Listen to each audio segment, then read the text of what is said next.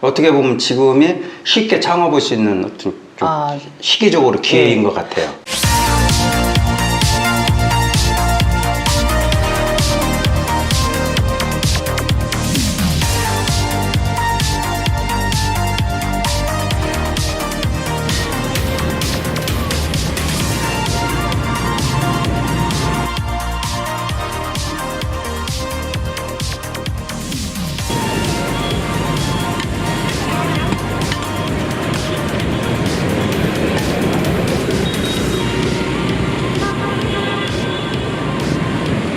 자, 대표님 안녕하세요. 네, 안녕하세요. 오래간만입니다. 예, 잘 지내셨죠? 예, 잘 지내고 있습니다. 야, 저 오랜만에 지금 신학철 대표님을 뵙고 있습니다. 예, 신학철 대표님은 베트남에서 케벡, 예.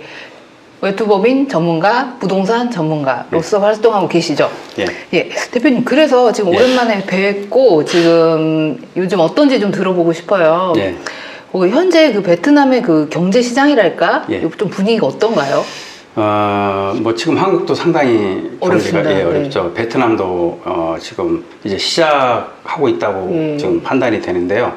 그 이제 원인은 베트남의 경제가 주로 그 외국 기업들의 그 섬유 또는 신발 뭐 이런 그 주문 생산이 업체들이 많이 해서 가공해서 수출하는 산업들이 많거든요. 근데 이제 외국의 전 세계적으로 경기가 침체되다 보니까 주문량이 굉장히 줄었다고 그래요. 그래서 얼마 전에 그 베트남 뉴스에 그 기업들 설문조사를 했는데 기업이 한 80% 정도가 생산량이 줄었다든지 또는 그 조업을 감축한다든지 그리고 직원들을 지금 다 감원하고 뭐 몇만 명씩 내보내는 그런 그 공장도 있고 네네. 그래서 지금 그런 여파 때문에 이 전체적으로 여기도 지금 경기가 조금 침체에 접어드는 것 같아요. 아, 그렇군요.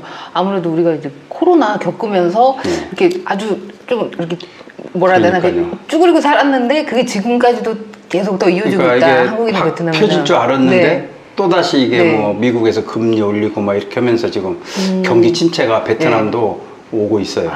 그렇군요.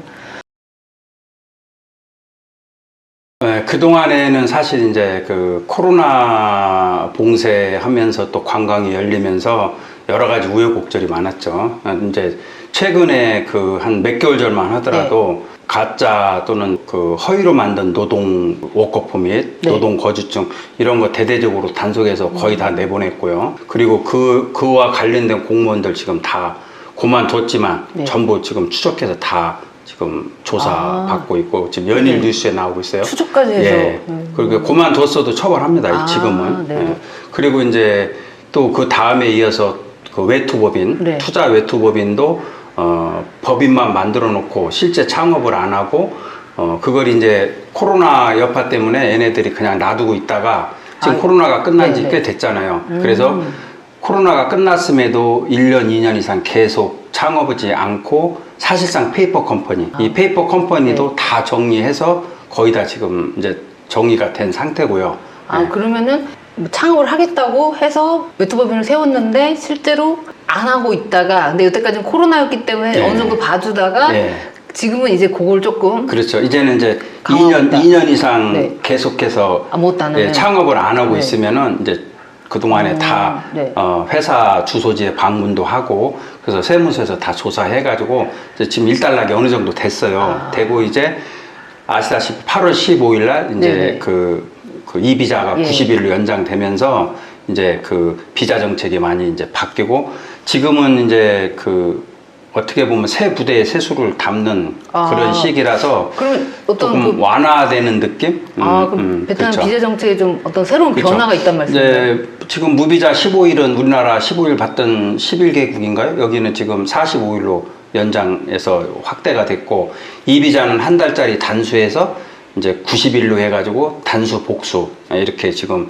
이 비자도 확대가 됐고 하지만 이 비자는 어디까지나 관광이 목적이지 이 비자를 받아서 만약에 경제활동을 하시게 되면 이거는 진짜 조심하셔야 되고 이 비자 정책을 얘네들이 확대하면서 첫 번째 나온 그 뉴스가 뭐냐면 이 비자를 악용해 가지고 불법 경제활동을 하게 되면 이건 집중 단속을 하겠다 이렇게 얘기를 했기 때문에 그건 여러분들이 조심하셔야 되고, 베트남에서 어쨌든 그 자영업이나 사업을 하시려면은 그래도 FM대로 외투 법인을 설립하셔가지고 창업을 하셔야 되는데, 지금 바뀌고 있는 분위기가 뭐냐면, 그동안에 이제 페이퍼 컴퍼니나 문제가, 코로나 때문에 문제가 있던 것들은 일단락이 됐잖아요. 그래서 이제 새로 베트남에 창업을 희망하시는 분들은 네. 조금 호치민 같은 경우는 조금 원활해진 느낌이에요. 그러니까 예를 들면 예전에 이번에 막 챙길 게 많았지 않습니까? 예, 옛날에 이제 실제 임대계약서 먼저 갖고 와라. 또 고용보험 가입원 직원이 와라.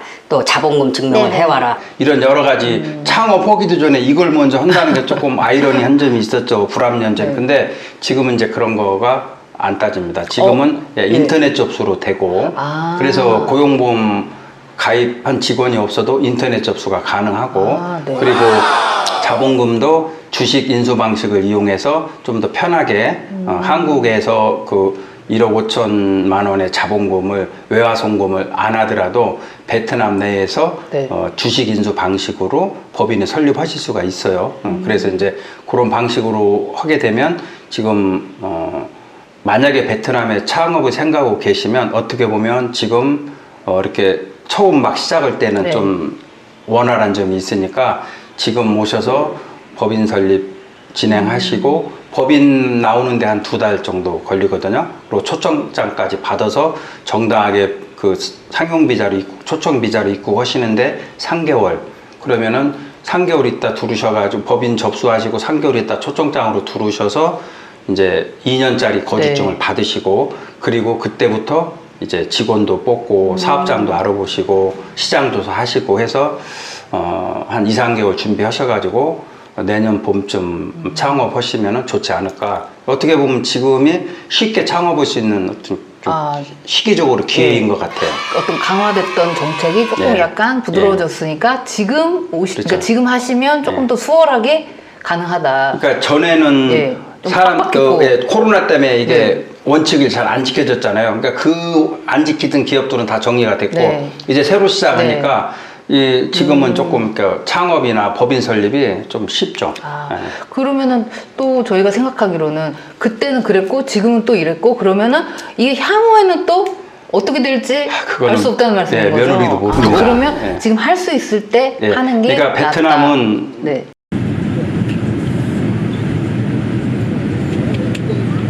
đừng đi nữa, đừng đi nữa.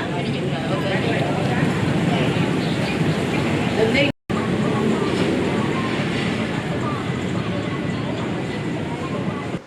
저도 이제 이게 이번에 그 외투 기업 거주증 갱신하면서 다 그 2년짜리만 해줬어요. 근데 이제 제가 부탁을 해가지고 3년짜리 해주십시오. 우리 기업 실적도 있고 명색이 비자회사 사장인데 남들하고 똑같이 하면 안 되잖아요. 이게 옛날에는 이런 말이 안 통했거든요. 아예 이렇게 제한조차 할 수 없었나요? 꺼내지도 못했어요. 근데 지금 이제 저는 그냥 한번 던져봤는데 3년 받았습니다. 받고 제가 알기로는 아마 외국인에서 3년 1호로 받은 것 같아요. 그러니까 한국인뿐만 아니라 외국인 중에서 3년짜리 거주증을 받은 건 최초다. 아니 옛날에 해줬지만 한동안 한 2년 동안 안 해줬죠. 근데 올해 제가 아마 처음 받은 것 같고 이런 걸 보면은 이제 뭔가 좀 이렇게 분위기가 좀 부드러워지는 분위기고 원래 규정은 3년까지 해주게 돼 있어요. 그렇지만 다 뭐 1년, 2년 이렇게밖에 안 해줬거든요. 근데 지금 이제 다시 3년짜리가 나오기 시작하고, 그리고 서류 진행 절차도 예전보다는 많이 좀 부드러워졌다. 그래서 어떻게 보면 베트남에서는 해줄 때 해야 돼요. 해줄 때라. 언제 또 강화될지 모르니까. 몰라요. 그래서 지금이 적기다. 제가 볼 때는. 그리고 또 그 거주증 제가 말씀 들어보니까 그만큼 이제 또 케백이라는 회사랑 대표님이 베트남 시장에서 베트남 사회에서 신뢰를 얻고 있다라고 제가 해석을 하겠습니다. 뭐 과찬이신데 그거는 어쨌든 저도 굉장히 기쁩니다. 저 사실 반신반의 했거든요. 근데 이렇게 나와가지고 지금 저도 신기하게 보고 있어요. 이게 지금 9월 9월 11일, 12일자로 나오면 따끈따끈한 거주증 오늘 받은 거 이제 방금 여기 인터뷰 하기 전에 방금 받아갖고 올라온 거. 감사합니다. 일단은 여기가 저희가 외국인이잖아요. 외국이다 보니까 그 외투 기업으로는 하실 수 없는 업종들이 있어요. 인허가가 불가능. 아예 예, 도전할 수 없는 업종이 마사지라든지 마사지. 이렇게 그 외국인들이 할 수 없는 뭐 미용실이라든지 미용실도 외국인이 예, 못하나요? 외국인이 못합니다. 이런 서민들의 업종 그 고유 업종은 이렇게 네. 못 오는 업종들이 많이 있는데 이제 이거를 그 불법으로 베트남 사람들이 이름 빌려서 하는 경우가 있었고 중간에는 돈을 벌지 몰라도 네. 끝에 가서는 이게 다 적발되면. 예, 적발되면 다 그동안에 모든 게 불법 소득으로 해서 다 추징당하고 소급해서 다 추징을 예, 당하나요? 다 추징당합니다. 그래서 추방당하고 이러니까 그냥 적법한 사업하시고 적법한 절차에 의해서 적법한 인허가로 내시고 외투법인으로 해서 정당하게 하시는 게 가장 좋습니다. 예. 하여튼 이 공산 국가에서는 불법으로 하시게 되면 이게 언젠가는 배보다 배꼽이 커지는 사례가 100%예요. 100%. 그렇습니다. 예. 말씀 들으면서 제가 딱 떠오른 게 혹시 이 업종을 외국인이 할 수 있나 궁금한 게 왜 요즘 국제 결혼 많이 하지 않습니까? 국제결혼 불법입니다. 그것도 외국인이 못하나요? 네, 보통. 그 결혼 정보 업체. 예, 결혼 정보 한국에서는 네. 이제 결혼 정보 등록해서 하셔야 되잖아요. 이쪽에서는 그 외국인이 국제 결혼 할 수 없어요. 예. 근데 이제 주로 이제 하시는 분들이 한국 업체하고 연결해서 이쪽에 대행만 해가지고 베트남 업체하고 연결해서 하지만 이쪽에서 정식으로 외국인들한테는 국제 결혼은 허가가 안 납니다. 자, 이렇게 그 어떤 할 수 없는 업종도 있고 우리가 이제 이 체제가 다르다 보니까 지켜야 할 것도 많습니다. 네. 그럼에도 불구하고 이제 이 한국보다 이 베트남 시장에서 어떤 사업을 한다는 데 있어서 장점이 있다면 일단은 베트남 시장의 가장 큰 장점은 1억 명이라는 예. 그 인구가 있잖아요. 저희가 5천만 명이지만 그 1억 명이라는 게 무시 못해요. 진짜 사람이 많아요. 네, 네. 예. 그 내수 인구 1억 명, 이게 로컬 인원을 보고 장사를 하시면은 로컬만 잡아도 승부수가 분명히 있고 두 번째 큰 이유는 구독과 좋아요.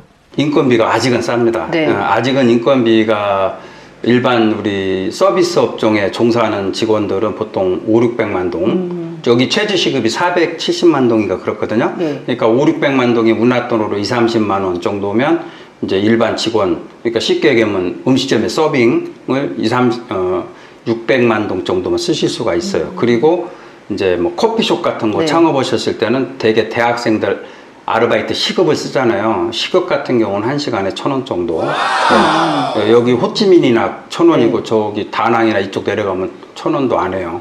네. 그래서 일단 그 아르바이트 시급 파트타임을 쓰면은 1시간에 1,000원 정도 한다는 거. 그리고 정규직 직원을 써도 600만 동, 700만 동 하니까 인건비에서는 한국하고 정말 예, 너무 차이가 많죠. 그리고 식자재. 식자재는 어쨌든 채소, 쌀 뭐 이런 거는 정말 쌉니다. 한국의 3분의 1 가격. 예. 그래서 여기도 베트남에 우리나라 나오는 거 거의 다 뭐 달랏에서 한국 분들도 재배를 하고 오기 때문에 웬만한 거 다 나오거든요. 어떤 한국의 한 3분의 1 가격. 그리고 우리나라는 90% 이상이 카드에서 예, 매출이 다 뭐 결제할 때? 뺄 수가 네네. 없잖아요. 근데 여기는 아직 현금 비율이 높고. 예, 현금 비율이 뭐 많은데 뭐 재래시장 이런 데는 아예 카드가 안 되고 그래도 좀 규모 있는 음식점은 5대5 정도. 5대5 예, 5대5면은 아직은 그러니까 현금 부분에 있어서는 예, 좀 융통의 소지가 있습니다. 아직은. 그렇군요. 그 젊은 사람들 보니까 이렇게 예. 뭐 페이 이런 걸 많이 이렇게 베트남도 다 있죠. 찍더라고요. 예, 이제 점점 여기도 신용사회로 가고 있고 세무서에서도 신용사회 쪽으로 권장을 해서 베트남도 자꾸 지금 현금 거래가 네. 많이 지금 없어지는 단계지만 네. 아직도 카드 좀 안 받는 데 많아요. 그리고 카드 내면 더 내, 세금 더 내라고. 세금 더 예. 붙고. 그래서 아직은 현금을 선호하고 대놓고 현금만 받는 데도 있어요. 카드 안 되는 데 있어요. 큰 음식점도. 아직은 그랬는데 그 현금만 받아도 그냥 사회 분위기가 그거 가지고 용인하는. 태클을 걸거나 뭐 고발하거나 이런 거 없어요. 그렇군요. 예, 여기는 뭐 그러려니 해요.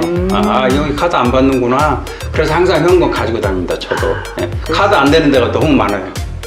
네. 어떻게 보면 이제 그 신용사회로 가는 과도기다. 그렇죠. 예. 그래서 와서 하시면 또 여러 가지 또 이렇게 장단점 이렇게 한번 생각해 보시고 오면 되겠습니다. 아, 대표님. 네. 그리고 또 저희 채널이 아무래도 이제 그 외식업에 조금 네. 더 무게를 두고 있다 보니까 네. 여쭤보고 싶은 게 이 외식 시장에서 그 소비자들이 소비하는 그런 어떤 성향은 좀 어떻게 될까요? 일단은 베트남 분들은 네.